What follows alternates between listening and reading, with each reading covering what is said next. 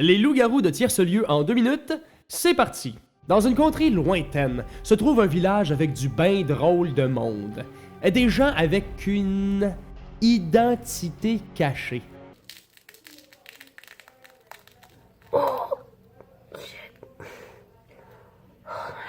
Selon la légende, c'est même grâce à ce petit village qu'on a commencé à faire plus d'une centaine de jeux d'identité cachée. Hey, tu sais, t'imagines? Dans ce village, tout a l'air d'aller pour le mieux, mais détrompez-vous puisque des bêtes féroces aux dents acérées dévorent un nouvel habitant à chaque fois que la lune apparaît à l'horizon. Au début de la partie, on demande à tous les joueurs de fermer les yeux et les loups-garous, quant à eux, peuvent ouvrir ces mêmes yeux, se concerter silencieusement pour trouver le villageois à engloutir. Puis après le festin des loups-garous, le fun embarque. Oui!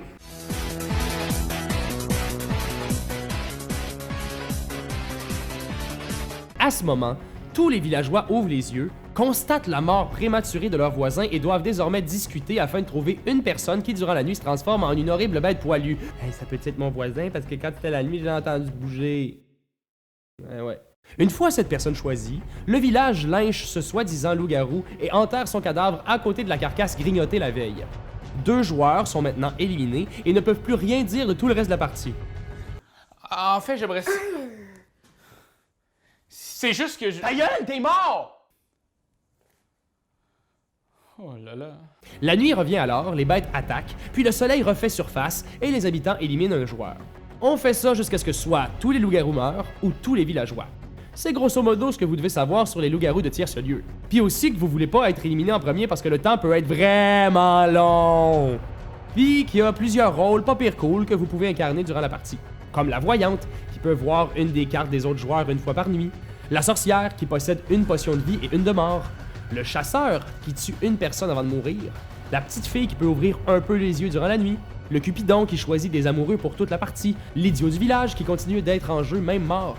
Le flûtiste qui enchante les villageois et les loups-garous avec sa flûte. Baby, can't you see? Le bouc émissaire qui meurt en cas d'un vote égalitaire, l'ancien qui a 2 vies, le salvateur qui protège un villageois par nuit, le loup blanc, le corbeau, le pyromane, l'enfant sauvage, le renard, la servante dévouée, les 3 frères, le montreur d'ours, le comédien, le chevalier à l'épée rouillée, l'ange, l'abominable sectaire, l'infecte père des loups, bref, il y en a un champ et une barge.